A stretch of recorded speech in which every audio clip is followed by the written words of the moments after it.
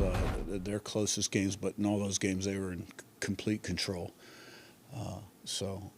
Questions? Niz on your left and Zach.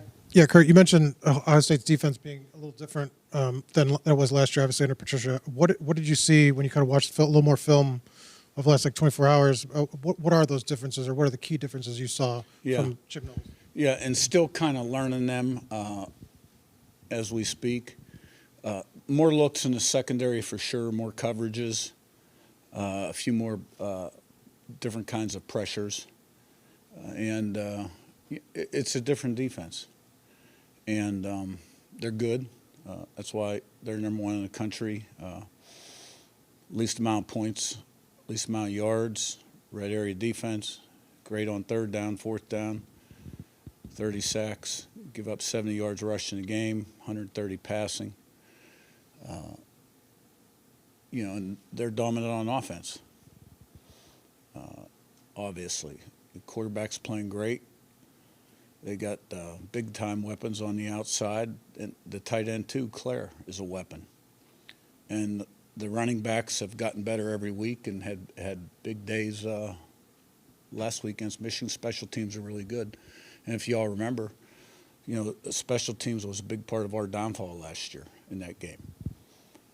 So our special teams, aside from that game, were excellent last year, and they've been very good this year. So they're going to need to be real good Saturday.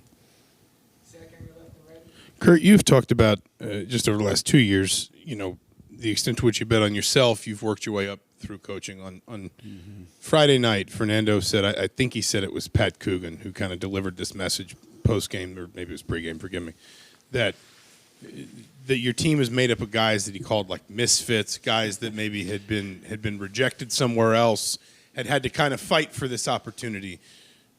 Do you think there is a kinship between sort of your experience and the experience of some of the guys on your roster in terms of what motivates these players, both individually and collectively, especially in a game like this where you're playing a program that has got all of the sort of, I don't know, whatever word you want to use that a program like Ohio State's going to have?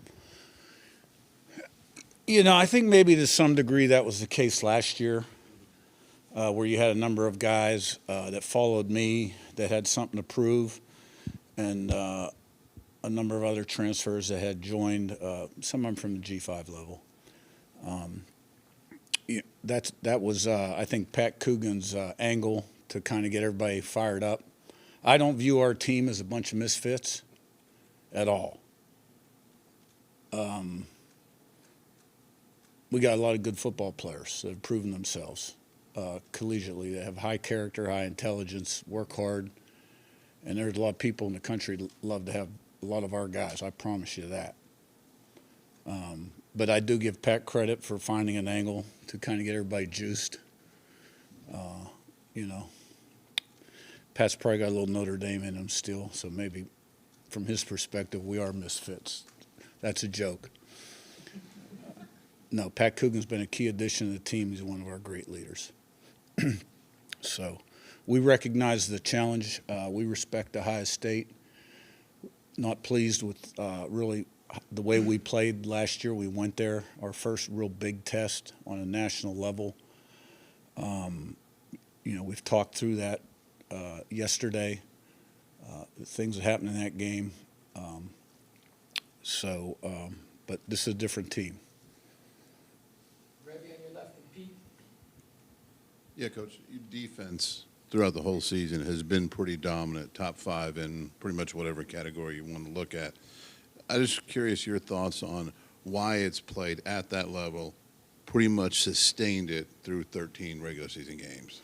The only way I can really answer that question, to be quite honest with you, is since our first year at JMU in 19,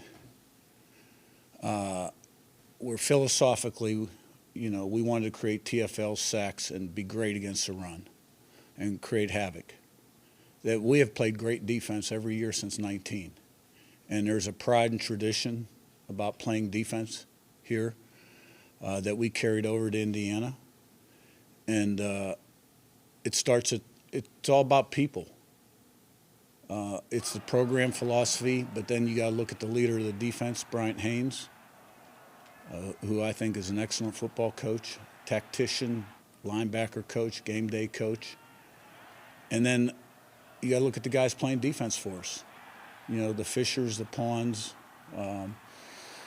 you know, Bones, Jones, Hardy, Tucker, Bailey. You know, the guys that are really playing really, really well. Our safeties are playing well. I mean, they're all, you know, there's room for improvement, trust me. But there's a pride about playing defense. And those guys carried onto the field. Pete on your left and Joe. Yeah, Curt, you'd mentioned yesterday about maybe Ohio State holding back a little bit offensively, which Ryan Day sort of confirmed a little bit, but I'm sure all teams do it.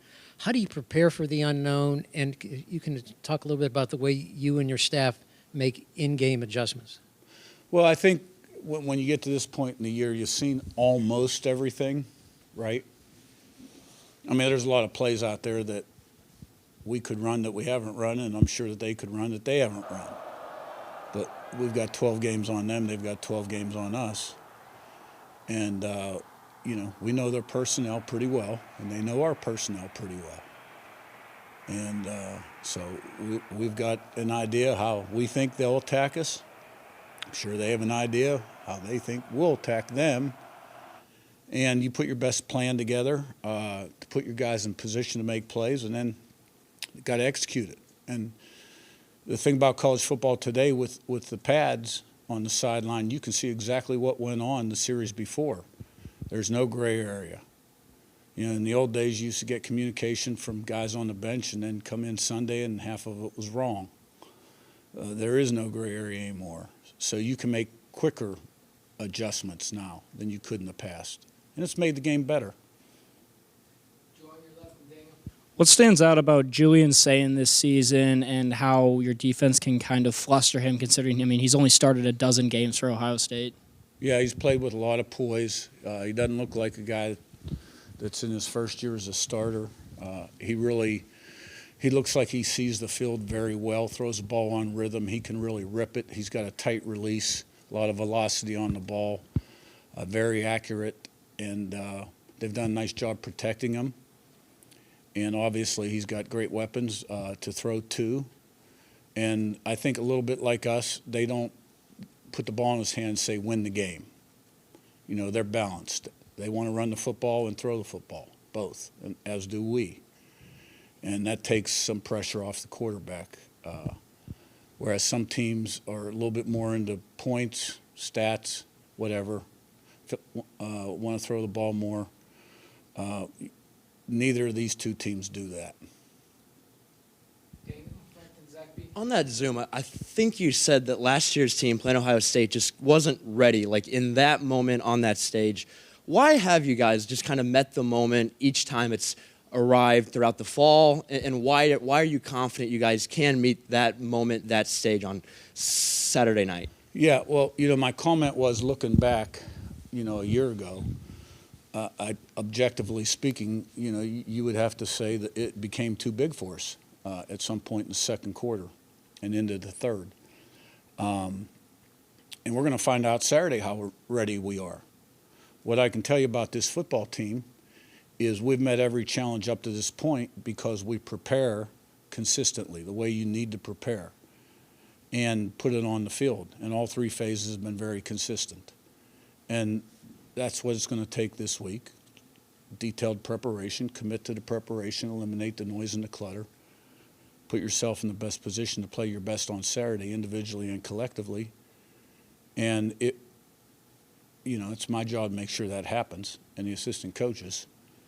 And with that done, 5 days from now, our guys will walk on the field with confidence that they will get the job done. Zach on your right and Sammy. Last year you said depth in the trenches was the biggest difference between your team and teams like Ohio State. How far along do you think you guys have come specifically in those two areas as far as depth and in the trenches is concerned to battle and match up with Ohio State? Yeah, and some of the issue was frontline players too, not just depth. But depth helps because now you can rush your frontline players. We're probably a little deeper on the offensive line than we were last year. I can't say the same thing about our defensive line in terms of our depth. We had pretty good depth last year on the defensive line, but we're getting good production from the guys that are playing. So, I think when we went to Oregon, what we were able to do up front defensively was vital to us being successful in winning that football game, especially in the second. We dominated up front on defense. And we're going to need an outstanding game from our guys this Saturday. Same way you're right, Tom. Coach, Saturday and all week really is going to be a big showcase for your program in the state. Ohio State and you guys go for a lot of the same prospects, both in the portal and in high school. What kind of messaging do you want to send out to these prospects who might be choosing between the two schools to say, like, what you're about? Yeah. Well, from our perspective, we're just getting ready to play a football game. So I don't think about it like that. But I will answer your question. I'd like to think we're at the level of Ohio State in terms of recruiting, but we're not right now. Ohio State's in a league of their own for a lot of different reasons. And a big part of it is their tradition, their winning history, and all the national championships they've won. And the money that they've put into the program over a long, extended period of time. Are we closing that gap? Yeah, I think we're closing that gap. And what would a successful performance do on Saturday? Well, it would do a lot, a whole lot. There's a lot of talk about the college football calendar right now. Well, we're getting ready to play the Big Ten championship game. Wednesday's the early signing period for the high school guys. Fortunately, they're all committed, and our recruiting department can handle most of that, and coaches can focus on their preparation. And, and I won't even get into the portal part of it. But there's no question there'll be a lot of eyes on this game. It's a great matchup. And I'm confident that we'll respond the right way. Tom, on your right to Nicole.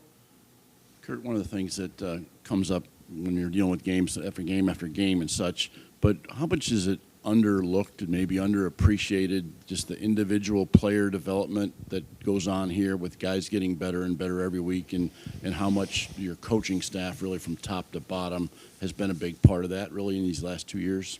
It's huge. Building a program and being successful used to be all about recruiting and development. Now you add retention to the mix. But development is what it's all about. Because there's a lot of good football players out there. There aren't many great, unusual players out there, right?